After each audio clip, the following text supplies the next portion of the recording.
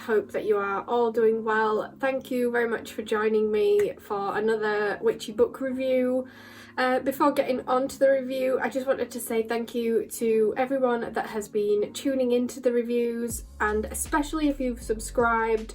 You may or may not have noticed, but I am so close to 1,000 subs at the moment. It's kind of crazy for me. I really wasn't expecting it, but it's sort of a goal, I suppose, for YouTubers when they first start. That first sort of 1,000 subscribers is something to aim for, I suppose, so thank you so much. If you enjoyed today's review, then I would be so grateful if you subscribed, or if not, then maybe you know somebody who might appreciate my witchy book reviews or witchy content, then please feel free to share my channel with them. I would really appreciate it. Okay, enough about that, let's get on to today's review. So the book that I'm going to be reviewing today is this lovely book.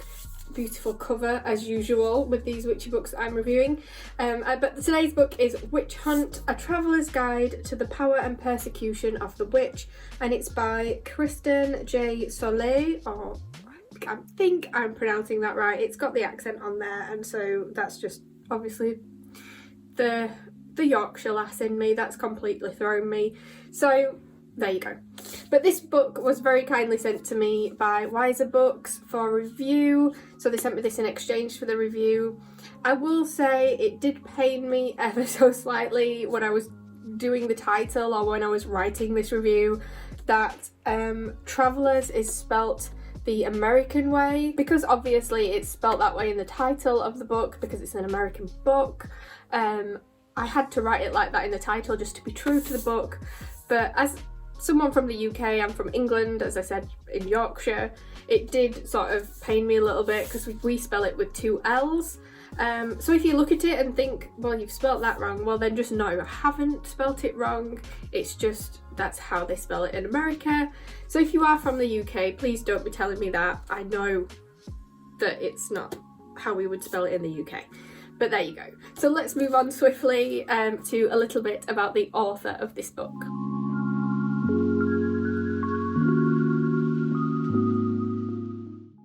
Kristen is a second-generation witch. As well as being a writer, she is also a curator and educator exploring art, gender and the occult. She is a lecturer at the New School in New York. Her signature course is The Legacy of the Witch, and it sounds amazing. It looks at witches in history, pop culture and politics, and I would love to take that class. Kristen is the author of 3 books about the legacy of the witch, so they include this one that I'm reviewing today, Witches, Sluts, Feminists, and Catcall, Reclaiming the Feral Feminine, both of which I am super interested in reading. Her work has been featured in The Guardian and National Geographic, and she has written a lot for other publications, some of which include The Huffington Post, Vice and Nylon. As well as all of that, she founded and edited the feminist website Slutist, which was active between 2013 to 2019.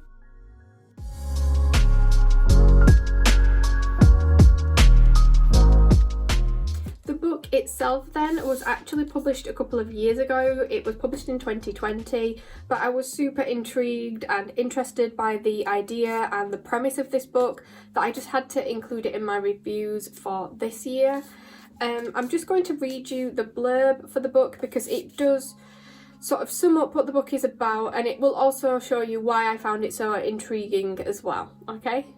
Travelling through cities and sites across Italy, France, Germany, Ireland, the United Kingdom and the United States, Kristen J.Sollée, a second-generation witch herself, explores the witch as a figure of female power and persecution. By infusing an adventurous first-person narrative with extensive research and imaginative historical fiction, Witch Hunt captures the magic of travel to make an often overlooked period of history come alive. Between the 15th and 17th centuries, a confluence of social, political and religious factors inspired witch hysteria to ignite like wildfire across Europe and later parts of America. At the heart of the witch hunts were often dangerous misconceptions about femininity and female sexuality, and women were disproportionately punished as a result. Today, the lineage of oppression remains an important reference point through which we can contemplate women's rights and human rights in the Western world and beyond. Witch Hunt isn't only an exploration of the horrors of history, but also uncovers how the witch has been rehabilitated. For witches are not just haunting figures of the past, the witch is also a liberatory icon and identity of the present. Now, if that doesn't sound amazing to you, then I don't know what would. So let's move on to a few of my thoughts about the book.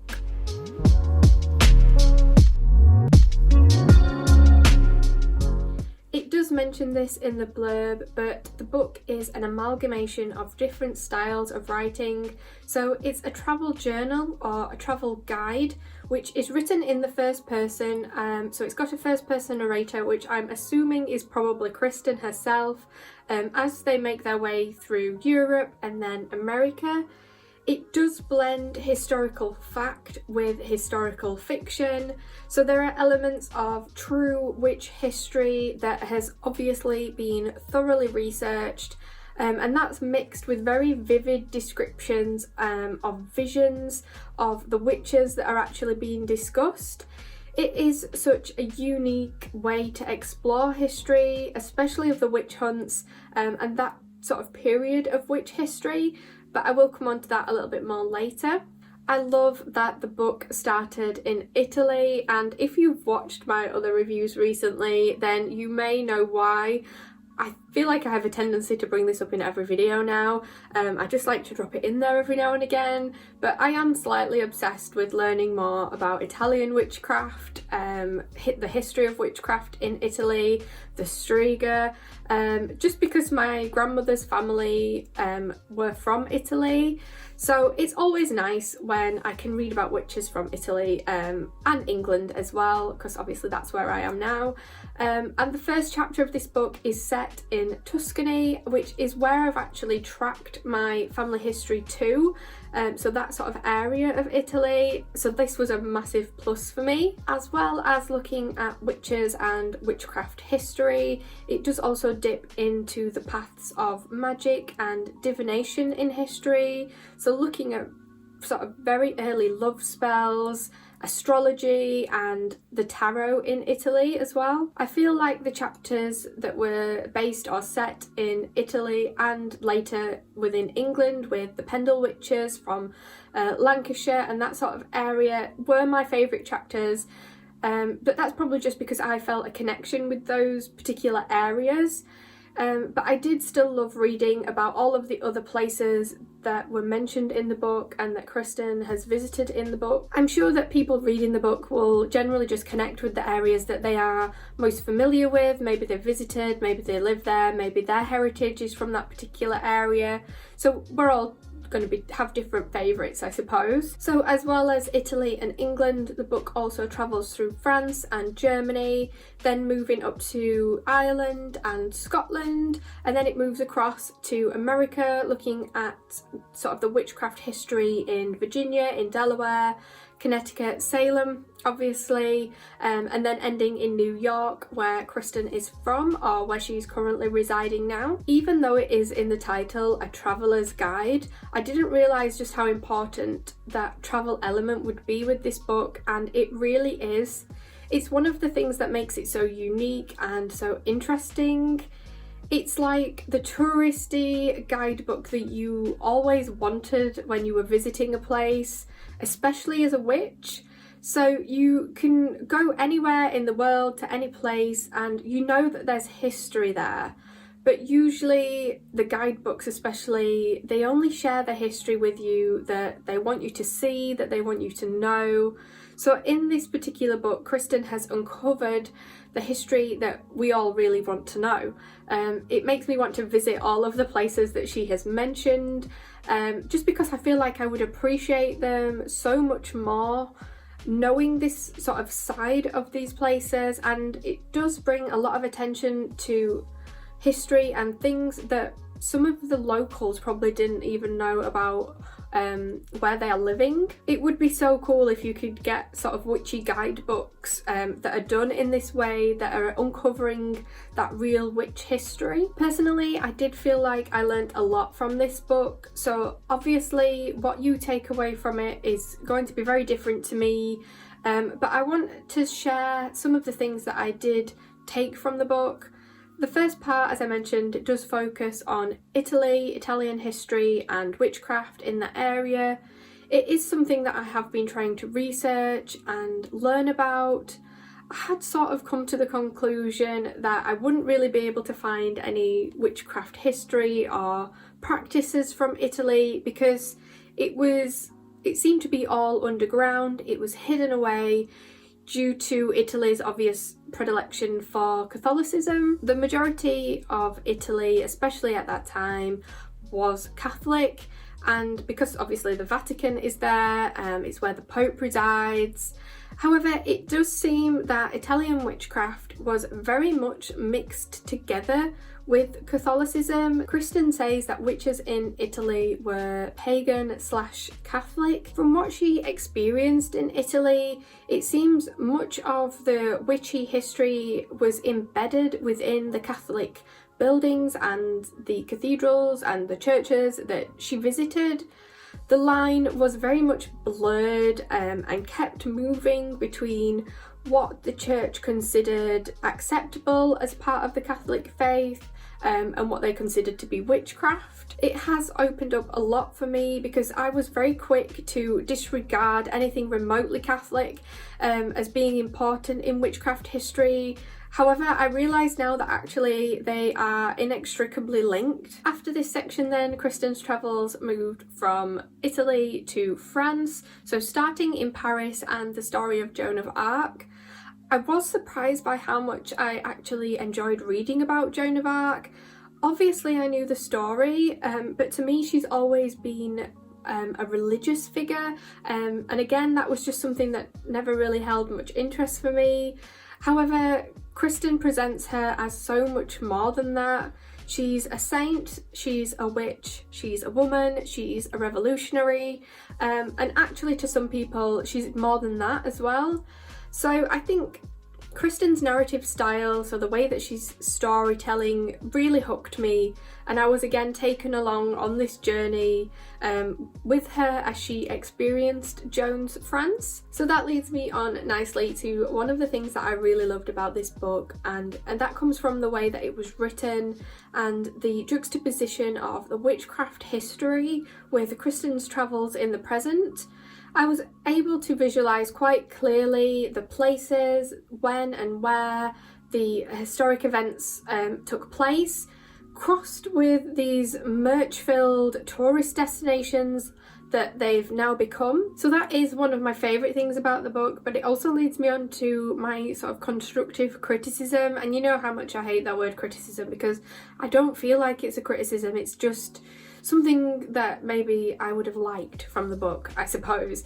So even though Kristen's writing is very visual and you can imagine a lot of the places that she's visiting and that she's describing, I think it would have been nice if they had included some pictures, not just of the buildings and the places that she talks about, but also the art. The book looks at how witches have been portrayed in art sort of across history and across the different countries, and it would have been nice to have pictures of the statues or the paintings or stained glass windows or things in buildings that Kristen does mention as she's going through the book. But like I said, this is a very small thing, it's not needed. I just think that it would have been a nice little extra touch to be able to see the things that she's talking about within the book. But that literally is my only criticism of the book, if you can even call it a criticism. Something important to mention about the book is the conflicting feelings that it brought up, and I think it's something that Kristen experiences while she's travelling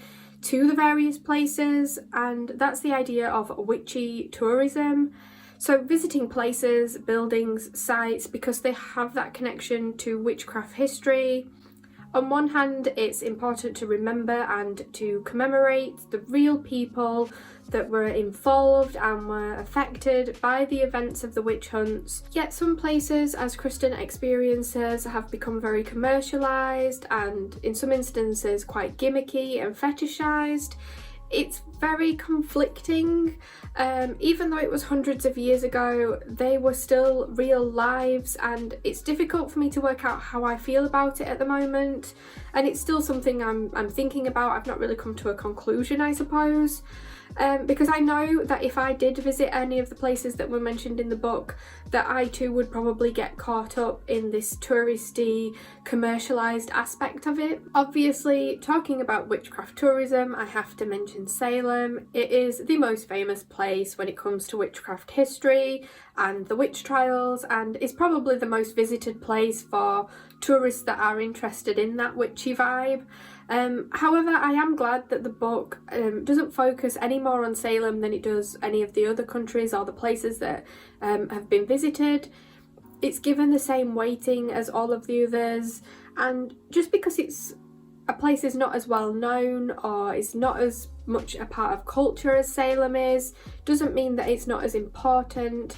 And it was really nice to have those other histories in there, because I've not come across them in many other witchcraft history books or just witchcraft books in general.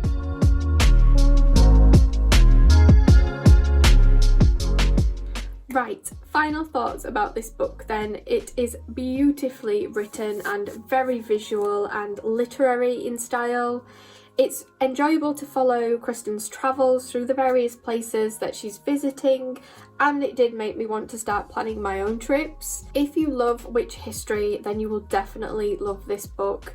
If you've already read a lot of witchy history, then some of the book may be familiar to you. However, I think that there will be some new information in there as well. And I don't think there is another book out there that delivers witch history quite as good as Kristen does in this one. I think it's one of the best books and my favourite about witch history and the witch hunts. It feels like such a personal recount of her trip across Europe and beyond. Kristen intertwines very lush, descriptive travel log style with the witch history and her personal musings, and I really did enjoy this book. As I mentioned, the book has been out for a couple of years now, so some of you may have already read it. If you have, then please do let me know what you thought of the book in the comments.